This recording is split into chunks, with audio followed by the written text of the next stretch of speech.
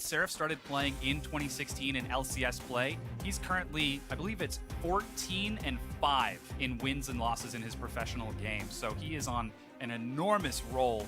And people have only been able to take sort of temporary wins off of him. I don't think he's had a 2-0 back-to-back loss in quite some time. But picks and bans, as you can see, coming in right now for Phoenix1 and Envy. That Lissandra stricken away from Envy, just enabling them way too much. Swain taken away, and Nidalee banned away from Procxin. Yeah, the Lissandra ban makes obvious sense. And I do like when Phoenix1 just bans the things that beat them. Procxin, while he did get a little over-aggressive, was still rather effective in the game. And something we actually didn't touch on is Procxin, Pirean used to play together last split, right? They were the mid lane jungle duo, so hopefully able to read each other's tendencies. I would say Procxin definitely got the better of Pirean last match. Yeah, old teammates now playing against each other. We'll hope that Phoenix1 can take us to a game 3 as the first pick, Vladimir, gets through and is locked in immediately for Phoenix1. Yeah, whether that goes top or mid lane, it can still be rather formidable. I do think that it needs to get a few items first before it can really crush, and if you're decisive enough against it, you can kind of burst the Vladimir down. We'll see what Envy ends up taking, since a lot of their successful champions from last game are banned away. 30 seconds now for Envy, nowhere near as immediate with their picks as in the previous match. You can see Coach Miracle leading them through. To me, a Kindred would be a fairly obvious choice. Even though Kindred has actually fallen in priority for a lot of teams, I think it's still very high. Envy did play it yesterday against Apex as well, and since one jungler is banned, it would make sense to take another strong one here, but they instead just opt to lock in their bottom lane. Yeah, Lot and Hakuho getting a bit of priority. That Karma has been huge for Hakuho over this series. Again, it's all about enabling Seraph, and Karma is a champion that definitely does that. Yeah, Karma can enable the whole team. Yeah. Which is why I think she's gotten so much priority early. That also means, though, that the Kindred very easily goes over to Phoenix1. Like, you talk about power picks, Phoenix1 has 3 of them right now. Yeah. Slooshi back on that Sivir as well. Despite that one duel with Seraph, he's had some pretty convincing play on that Sivir.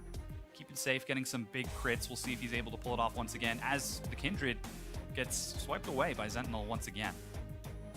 Absolutely. Now Envy can really make the decisions for their team composition. They've kind of opted away from the obvious, in my opinion, power picks, and we'll have to lock in at least one solo laner here. I definitely expect them to counter pick with our last solo laner. So expect a jungler and something else here. I'd be very surprised if it's Jace. Irelia would make a lot more sense. Yeah, Irelia now locked in along with Olaf for Procxin. Wow. Last game we were saying Envy is looking aggressive, they're looking decisive. Well, now they've got Olaf Irelia. Yeah, and the Karma to speed him up, which is a pretty nice combination. Definitely starting the trend of Olaf a little bit was Reignover. We've seen it from Meteos as well, and now we're going to be seeing it from Procxin. So multiple teams trying to pick that up. Yeah, meanwhile, Shen locked in for Brandini. Previously, Brandon FTW. Definitely a champion that he's comfortable on. We'll see how that works out as the final pick for Phoenix1 is going to be support that Bard going back to Gate. Yeah, Gate has had his best performances on Bard so far this split, even if there haven't been too many high points, or even in the past. But the Shen I also consider a soft counter pick to Irelia, mainly because Irelia has to come into such close range. Shen can get the pass through on his key strike, and then also he can just stop Irelia from hitting him because he can just press his W and it blocks auto attack. So I really do like that matchup for the Shen. Final lock in for Envy. Ninja taking Anivia in the mid lane. Envy changing things up. Yeah, and like, this is really interesting to me because to me, Phoenix1 has the stronger team composition just from a straight up team fighting perspective. But you do understand that Envy is just like very confident in a lot of the matchups they're picking. Ninja got to choose to pick the Anivia into the Vladimir, and I think we've seen that matchup play out in favor of Anivia actually a couple of times. Yeah. Lot and Hakuho got first choice of what they're doing in the duo lane. So again, this is going to be about Envy just trying to win lanes and then out-manipulate Phoenix1 on the map, because I don't think they're out-drafting them in any amazing sense. They're just kind of playing a whole wide array of champions and trying to outplay. Once again, Phoenix1, we'll see if they can take us to a game 3, as right now, One more loss could mean that Envy start this series, their first 2 weeks off in the LCS 4-0. Will Phoenix1 be able to pull off a Game 2 win? Let us know using hashtag P1win or hashtag NVWin. We'll find out if we're going into a Game 3 in just a bit, but Phoenix1, this is going to be a tough one. Yeah, it has been a tough split so far for Phoenix1, and again, with the substitution of Brandini, we'll see if they can do anything coming in this game too. Certainly will. Hopefully he'll be able to bring a fresh perspective, possibly be more capable of handling Seraph in that top lane. Shen, much more comfortable dealing with that as we have now loaded onto the Rift for this game number 2 between Phoenix1 and Envy.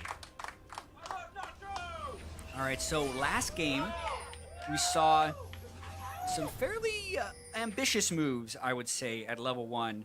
5 of the bottom lane summoner spells were burned just trying to posture for level 1 positioning. The first one was obviously bottom lane, as Envy had snuck down there early, and they stopped Slooshi from trying to get harass off, and a similar thing could actually be happening here. But Slooshi places a very safe ward, and since Hakuho went for the harass with Q, he was not able to auto-attack the ward, so Lot hit it twice, Hakuho did not hit it, and a very small missed opportunity on a ward clear. Stun. Funds a bit of damage onto Ninja. Doesn't follow quite through. Yeah, I would say successful defensive warding so far by Phoenix1. Ninja was trying to recall on a ward. They now know that it's warded, obviously, because of the way Pirean stepped up. Yeah. So, looks like things are going to be relatively standard. Envy might... Yeah, look. Immediately I say it and it's wrong. It's a lane swap as Envy set up towards the top side. Yeah, well, with the defensive wards that happen here, you are free to swap if you so choose, and a lot of times it can just be a total guess. So, like, this could be a situation where a lot of Hakuho will actually want to 2v2, but are just expecting Phoenix1 to try and dodge away from it. I would say Bard Sivir is not bad in lane by any sense, so definitely a different start from last game. I think it'll be very interesting to see how Seraph goes about getting farm on Irelia here, as he's going to be walking into a lane against 2 people. You should know right now. He's going to spot that. He dashes forward for a quick 2-3 minions. That's pretty clutch, actually. Very aggressive play there by Seraph. Because Slooshi and Gate had gone for the Krugs, it meant the waves were going to crash into each other. Luckily, Seraph was able to walk down, quickly queues to 3 minions and runs out of there, something that Shen is not able to do. So that 1 CS lead. Yeah. Not that substantial. Well, looks like Seraph isn't going to get the opportunity to lane against Brandini for a bit. So we're not quite going to get to see his abilities tested on this debut just yet, as they're continuing to juggle and follow up. Look for those early turrets while Zentinel continues to clear. Yeah, Procxin on that Olaf. Yeah, the first clear for Olaf is pretty quick, actually. Especially with blue buff, able to just spam through the entire jungle. Drop axe after axe and just clear through these camps. Seraph will catch up with his duo, and Brandini does the same. So the tier 1s are going to be traded. So far, looks like jungle's pretty similar. Full clear from everyone except for Zentinel. Yeah, and not too much creative stuff happening right here. The big differentiation factor is going to be if they give the entire experience for the turret to someone, or if anyone's able to pick up a successful gank mid as they split the map. Looks like Ninja's in a little bit of trouble, actually. Forced to flash away. Zentinel continues to chase. He's still got the egg, but Zentinel takes a lot of damage. Procxin chases forward. First blood for Procxin. There's a teleport from Seraph as Pirean gets bullied out. Just not a smart gank attempt from Zentinel and Pirean. In lane swaps like this, the map is always split into essentially 2 sides. And if you ever go onto the other person's side, you better have a kill completely secured, because you have no idea where the rest of the team could be. They chase pretty much blindly into the brush right there and allow Procxin to just land an axe straight onto Zentinel. Also, the fact that Ninja had Ignite, whereas Pirean doesn't have an Exhaust or an Ignite, even though it may have looked like Phoenix1 had an advantage, the Olaf running in there after he had been ignited is just going to turn it. So, like, notice this. They throw it as Q, so they see the chance to go for a gank. And then they flash over the Anivia wall to try and secure the kill. But, like, even if they get Ninja, he's got an egg up. So, Procxin actually overthrows his first axe, but it doesn't matter because it's a level 3 Kindred that's in there. Seraph comes in afterwards, and the teleport is actually unnecessary, so that'll greatly help Procxin. Actually, will end up hurting Seraph a little bit because he was unable to get solo gold from the turret kill, but a failed gank heavily by Zentinel. Once again, over-aggressing, taking the greedy path and getting punished by Envy. As now the duo swap to the opposite side of the map, Slooshi and Gate are going to look for the top tier 1. Teleport from Brandini is going to let him get up there and hopefully catch a bit of the gold. Seraph doesn't have his own, so he's got to go the old-fashioned way to catch up with his own duo on the opposite side. Yeah, and probably we'll see if Envy takes down this turret. They'll give the solo gold to Seraph, since he is actually a full 300 gold behind Brandini right now. And we know the way that Envy wants to be able to use Seraph as a split-pushing threat to spread out the map and create more opportunity to play, so it's really important that Shen doesn't snowball ahead of him. Let's see, come on, will they do it, or will Seraph be confident that he can catch enough waves and catch up? And Laud trying to speed everyone up with that Essence Flux, lining it up as much as he can, and seems like they'll be able to get it. And it looks like he's gonna, yep, all the Seraph. Yay, 400 gold, basically a kill. Brandini gets it on the other side though, so he's still going to be advantaged. It's just not going to be an extreme difference. Yeah, still only about a 300 between the two, but Envy, once again, prioritizing that early dragon off this lane swap. They're going to be able to take it without contest as Sentinel is dropping a pink ward and, in fact, heading towards that side of the jungle. Gets a ward over the wall. He's got his smite as well. It is secured by Procxin, but he's stunned against the wall. Heal keeps him standing as he runs to safety, and Seraph looks to zone away Phoenix1. He might have gone a bit too far.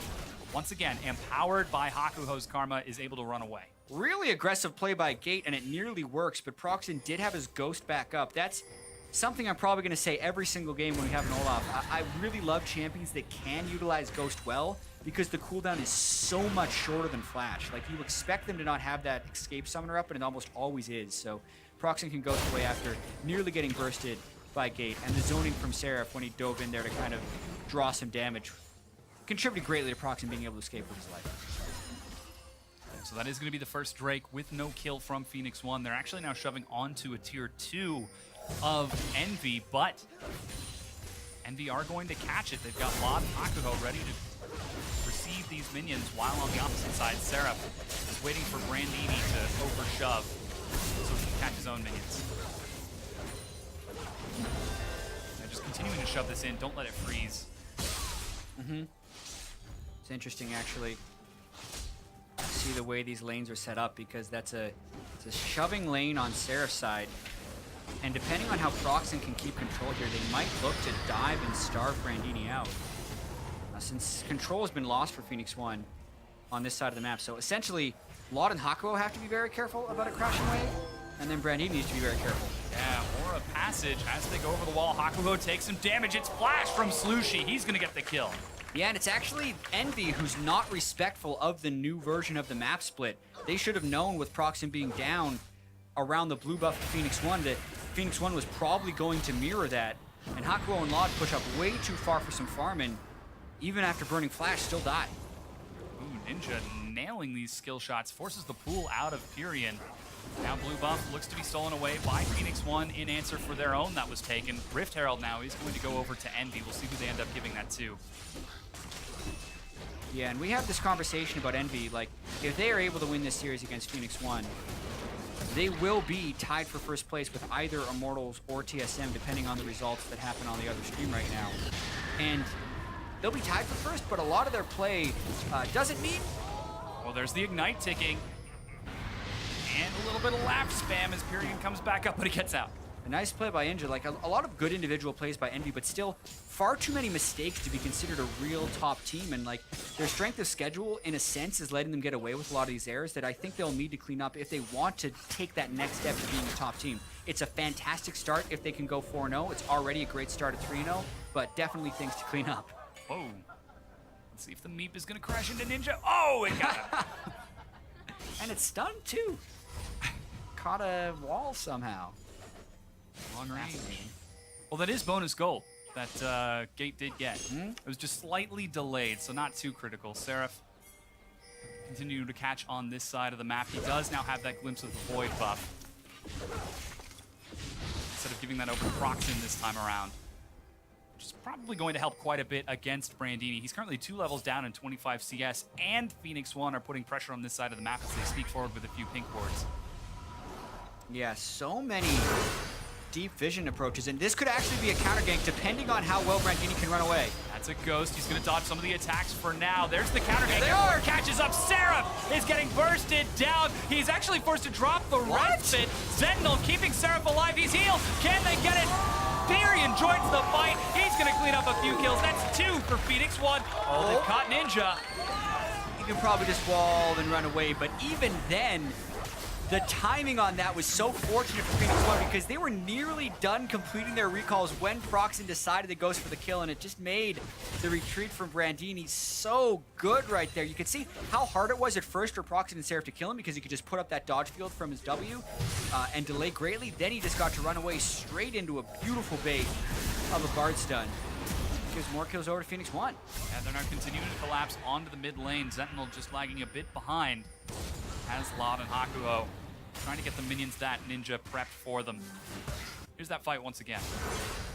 Yeah, they ghost straight in. You can see Brandini taunts away, and then he just sits there. They can't auto-attack him while that's up. Then he flashes into the brush, which is the right spot because it makes Seraph and Procxin check blind into a Bard stun. And then here, I was actually not super pleased with the Kindred ultimate, but they end up getting away with it because they had Vladimir on the way. No one dies, and they end up getting the double kill. So worth at the end of the day, I suppose. And these are the sort of mistakes that we're talking about. When we compare them to better teams, Envy are making aggressive plays that sometimes can be exploited. Well, seems like Phoenix1 finally are able to do that in this first turnaround. Yeah, they're leaving themselves vulnerable in a couple of situations. Similar things did happen in game 1 as well, as Procxin got himself in trouble a lot on Nidalee, and like, they're still putting themselves in positions where they're going to have to outplay, but they usually have the waves in the right place. This has just been a very unique game because we've had a ton of lane swapping. And Seraph looking to get pretty aggressive because he did get the Rift Herald buff quite early on. He was down, what was that, 3 levels by the time Brandini caught up? Yeah, it's still very confident, I guess we'll call it. Yeah, he's definitely playing confident with the Rift Herald buff, but got to be careful not to over-gank when you don't have vision. Yeah, so now that's Phoenix1. In the lead in kills and turrets, but they're still down just a bit in gold as they send a few members to the top side of the map. Seraph, with some help from Hakuho, is going to be able to catch this minion wave, meaning Lod will free farm on the opposite side of the map. And Procxin continues to hard farm his own jungle, 20 CS ahead, 12 minutes in of Zentinel. Once again, that priority. Seems like Seraph is taking a bit of a back seat this game. Yeah. For Envy. Well, he's had to. They did give him the priority of that Rift Herald buff, but he is definitely, because of his early teleport, missed out on some of that turret gold. Non-ideal. Actually dropping the wall and the stun. Ninja solo kills with some help from Hakuho. Slooshi just not respecting Ninja's damage output, thinks he's got the spell shield so he doesn't have to be worried, but he should have been very worried because Ninja has the ignite and was able to land the stun for the kill. Yeah, meanwhile, Envy are taking now the second Drake of the game. This is Cloud Drake. Again, no contest from Phoenix1. Yeah, Procxin will be very fast. Zipping around in fights. They catch Ninja. Hakuho is kind of here. Let's see if they can change the stun. Oh, they do land the stun against him. He's got the egg, though, so he should be able to take some damage, but there's no chance. Brandini even channels in to get an assist. That's 4 members of Phoenix1. Yeah, we need to track how frequently Gates' Bard ultimate can lead to kills, because especially against Anivia, it's tricky for Anivia to dodge. We call her the slow bird, or used to call her the slow bird because she was the slowest champion in the game, still is, and you never build movement speed items on the Anivia either, so it's very difficult to dodge well-placed Bard ultimates when you're alone like that. Phoenix1 trying to push up after that pick. Yeah, despite the fact that Anivia is dead, and they still have enough wave clear with that True Shot Barrage from Lod to keep the turrets standing. As Phoenix1 collapse on the mid lane, gets some chip damage before backing off. Seraph now hard shoving on the opposite side of the map. He's actually managed to catch up with Brandini, though this will be a nice minion wave that he should be able to absorb. Yeah, working towards Sunfire Cape, relatively tanky Shen.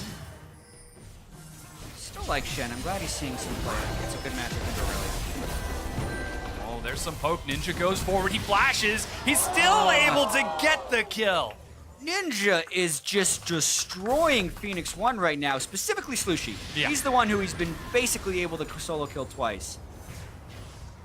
And that's going to just make him very formidable in the late game.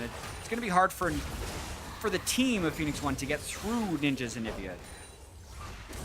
Yeah, some very confident play out of Ninja, aggressing forward.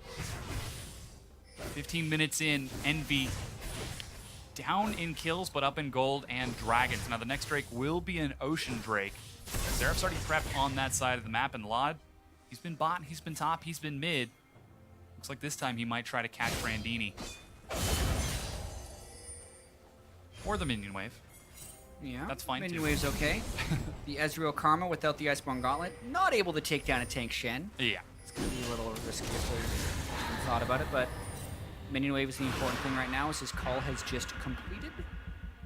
Looking to hit that 2-item power spike when he gets Iceborne Gauntlet and the Mana transformed into Muramasa. Yeah, it seems like once again Envy, despite having those decisive calls, just a more patient early game. They wait for the opportunities to look for the plays. Yeah. They have definitely had some over-eagerness that gets them in trouble, which has pushed them now into a bit of a passive move, and their game time has been very long for them. I'm not sure if that's because they can't play fast or if they don't want to play fast, because at least here they've definitely made some aggressive plays with the backfire. Oh wow, Seraph destroys Slooshi! This is not Slooshi's day, and this is the type of thing you would have actually expected to see more of him yesterday, where I thought he performed decently, is here. This is a guy who hasn't played AD carry for a while. He was a mid laner when he was in his prior stint in the LCS, and really has had to fill in on short notice right here. So very tough situation for him to be put in. And solo killed a couple times by Ninja, solo killed a couple times by Seraph. It hurts even more because like he's not up against the opponent AD carry. He's just getting killed by solo laners, as he's now under-leveled as an AD instead of over-leveled on a mid. Gate gets pinched against the wall. Stun is not going to be able to hit Pirean. He even drops the Hemo Plague to clear this wave. Anything to keep this turret standing and slow down Envy's pressure. Yeah, and they're still going to have the split push pressure of Brandini for quite a while. Shen is really difficult for Irelia to solo kill, so it's going to be something that can stay up there and keep pace with Envy's map movements. That's something that Phoenix1 really struggled with in Game 1, and something that maybe Zig would have been subbed out for, mainly because he was getting caught in those situations where I don't think Brandini Shen will have the same issues. We hope. Yeah. You never know. Once again, the vision priority from Phoenix1, though this time Envy are ready to fight for it. They're getting a few forward wards out. Another Smite Stone from Zentinel to keep track of Envy if they were to choose to rotate, but so far Envy have been pretty stable in their lanes, and it's just been the solo lane plays that have been getting them advantages. Yeah, it's true, and it was actually some of the more aggressive team plays that have been hurting for them, but just a couple mistakes. I don't think it's going to dissuade them fully, because in Game 1, Envy did make a lot of very decisive moves down the stretch, specifically around Drake and Barry. And so far, they already have been making decisive decisions around Drake. 2 Cloud Drakes will also make them able to rotate much faster. And let's see, that Bard ult misses. Yeah, Phoenix1 tried to use their turret as bait, but that is 2 ultimates down. They're not able to convert anything into a kill. Yeah, Drake up in 40 seconds as well. Not having the Bard ultimate will be very costly for Phoenix1. Sivir ult down as well. I mean, considering that Envy has all of theirs, or will have all of theirs available in 19 minutes, this will make it pretty difficult, Drake, for Phoenix1 to take. Yeah, Ninja just getting that Anivia wave clear as he catches up. Drake now being vision swept out by Phoenix1. They've had pretty good vision control over the course of the series. This vision control is very beneficial. If they can get a nice stun into the wall as Bard, they could prevent Envy from making it through this choke point. Oh, we'll see if they can do it. Seraph dueling with Brandini on the opposite side of the map as the Ocean Drake spawns. But Phoenix1 give up the choke point and immediately back off. Yeah, I don't know why they give up that choke point. The game is actually relatively close, but they must be playing like they're really far behind, and they give Anivia the zone she wants to control. Oh, good trade for Brandini. Brings Seraph down to half, and Procxin is looking for Pirean. He's going to find a lot of damage. The wall is going to miss. There goes the Lamb's Respite. Envy are going to back out as Brandon goes in. Ninja gets egged, and Envy is trying to turn this around. Seraph is going to drop one. Pirean is in the front line. There's the late pull, but Brandini goes down before Pirean flashes away. Lot is going to pick up another kill, and Envy are able to convert this. That's 4 members for 2. Such a close fight as well. Both soul laners go down for Envy, but nearly everyone goes down for Phoenix1. They don't have quite enough damage to burst through Ninja's egg, and it was off screen, but Seraph's teleport did a lot of work into closing off Phoenix1's backline, and in what we thought was going to be a Drake fight just erupts in the mid lane because it was an extension of them running from river, and then everyone collapses down into the fight. Now it looks like Envy's going to try and secure this third ring. Yeah, and that play sort of perfectly capitalizes Envy's sort of aggression. They make these aggressive plays that can be taken advantage of by enemy teams and rely on the out skill to get out of it. Teleport coming in as it looks like Phoenix1 want to try to collapse. They were trying to utilize the extra global presence of the Shen since Brandini was able to Shen ult into a fight, and Seraph actually just walked down. He didn't have to teleport, so my bad there. I thought he teleported. Didn't have to see it again. Bard ultimate lands. Maybe they try and get him now, knowing the egg is down. Sun follows up. Ninja has no egg. He's CC locked forever, and he's finally going to go down. That's a successful dive. Seraph follows, and Pirean finally converts. Bard ult converts right here, as you say. Oh, and the turn also aggressive again. in a 3v5. Hakuho gets way too greedy. The Hemoplague is not enough to drop Lot. That's another member of Envy dead. It's now this mid-tier 1 is finally going to drop 5 members of Phoenix1. Yeah, Envy did not know when to back off. They felt very confident after all of their successes, but they had already lost a few very key members, and they make matters worse by sticking around. This will be 2 turns. Yeah, this is a second turn, and Phoenix bring the gold to just about 1,000 between the two and get themselves right back into this game. Awesome stuff right there. Even a few kills being able to get picked up. Slooshi and Vladimir is working ever so more towards the Zonias. Watch this again. They'd already pushed Olaf into the jungle, so they knew it wasn't going to be a full-on fight. Catching Ninja means he can't combo any spells to keep the feel on, and they really just chain CC onto them as Brandini comes in for the taunt. Then Seraph has yet to achieve tankiness. He's actually going for Ghostblade after his Trinity Force, so he's going to be squishing in teamfights once again. And then I'm really not sure why Hakuho and Law decided to step forward with Hemoplague still up and Zentinel still at full health, so they very quickly die. And now it's a 5v2, so they're able to push through and get 2 turns. Clean conversion from Phoenix1 to even it right back up. Zenvi bite off a little bit more than they can chew.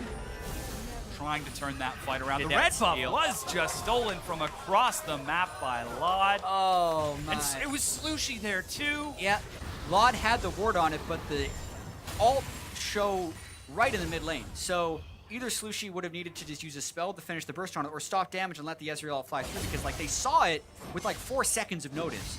But it steals for Lod, and that's really well done by him.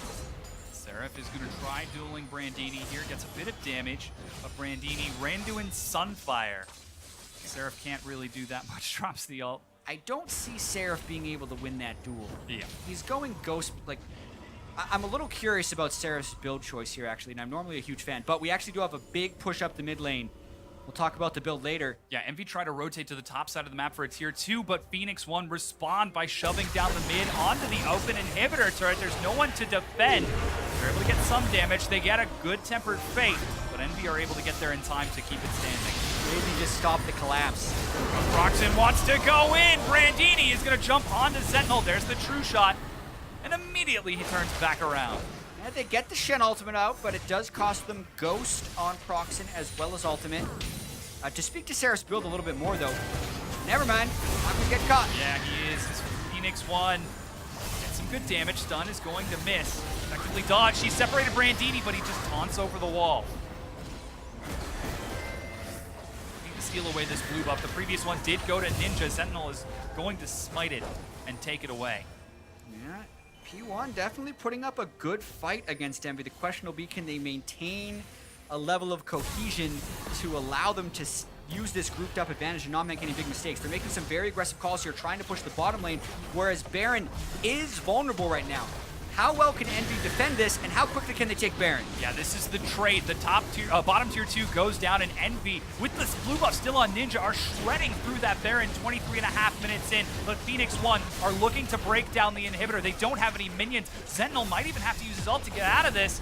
And Seraph, he's going to scare them away. Seems like Phoenix1 just couldn't quite convert it. Yep, that's the clutch situation where you need to be able to make the right shot call. And last game, it was Phoenix1 who sneaks a Baron while Envy was doing something on the bottom side of the map. This time, it is Envy who is able to do the same thing with double pink wards and a blue buff Anivia plus an Olaf, who are two really fast Baron takers. The lower Olaf gets, the faster he's going to be able to kill Baron. So getting low helps him, in a sense, when you're trying to sneak it. And Envy immediately send 4 members to the top side of the map. They've already got deep vision, definitely going to be looking for that tier 2 turret, as this is the style that Envy like to play. Put your opponent in between a rock and a hard place and try to make them choose.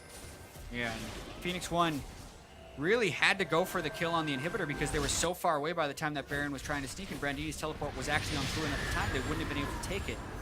At this point, they're going to try and set up the 1-3-1, and this is where Seraph can maybe get some work done. He can't win a duel, but Shen can't clear the minions. Gate's going to have to try and do something good. Yeah, Ninja is still caught by the stun despite a flash. Tempered Fate doesn't force the engage. Seraph even teleports in. He doesn't have any minions and leaves Brandini on the opposite side of the map. Yeah, well, Brandini won't be making any immediate threats since he's about 6,000 units away from an attackable turret. The temporary 5v4 should give Envy a little bit of space to go up on the turret, knowing the Tempered Fate from Bard is down. Yeah, this is the tier 2 going down. Envy are able to siege and break it forward. Oh, man. Once again, the poke from Envy just so terrifying. Might be looking for this inhibitor as well. This is going to be much harder to dive from we saw with the flank with Procxin. Yeah, and the wave clear, unless Slooshi's able to step up to get these minions cleared, is going to give a lot of time for Phoenix1 to push on, and we've prepped it in the past, and Anivia can push a Sivir off a turret with good wall placement and skill shot usage. But it's going to be on Slooshi to avoid those skill shots and be able to continue to clear these waves.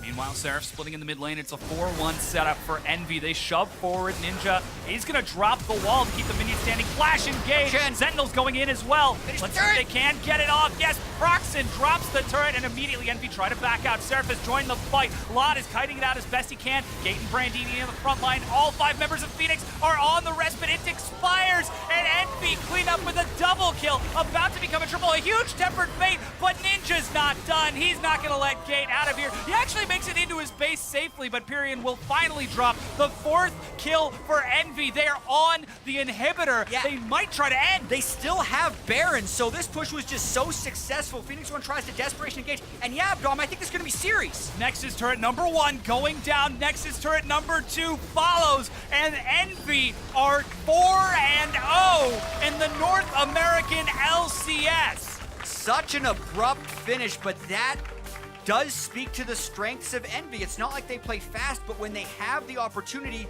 they are able to capitalize. They take the bad positioning of Phoenix1 in the bottom side in order to 3-man the Baron, then they immediately push up where their minions are already strong. They had prepped the minion waves properly with Seraph, which is why Brandini was stuck in the bottom lane for so long, trying to eventually create threat. But the time that Envy bought on the turrets was too great. Phoenix1 didn't want to give up the inhibitor, and Envy just outplayed in the team fights and in the individual play once again down the stretch. They pull out probably got to be one of their fastest wins of the split. Yeah, very quick win for Envy, just making that decision. They're on the tier 2. Well, you know what's undefended right now? Baron. Oh, I guess we can use this Baron to push on the Nexus, the inhibitor, and then the Nexus, and then win the game. So it's just a smooth sequence of events from Envy resulting in that win. Phoenix1 did look a lot more comfortable with Brandini over the course of that early game, however. Yeah, definitely a bit of an odd game because it was so close for so long before it was done in 27 minutes. And I think that's one of the things that can happen when you're rotating your roster so frequently is like you can get these small little wins, but then when the experience and the comfort really matters, you're going to fall apart a little bit more. So Yeah. I did really like Brandini's counter pick Shen into the Irelia, and it looked like, hey man, how is Seraph going to be effective in this game? Yeah. He can't 1v1, and I was going to talk about his Trinity Force Ghostblade build, but no way is that build beating a Shen in the one-on-one who's stacking armor, and then a Glass Cannon Irelia also isn't a great team fighter. So it's like, what's Seraph going to do? Then, sure enough, down the stretch, he sneaks into the back line, bursts people with his squishy build. The cohesion of Phoenix1 wasn't there. They can't peel off the squishy Irelia.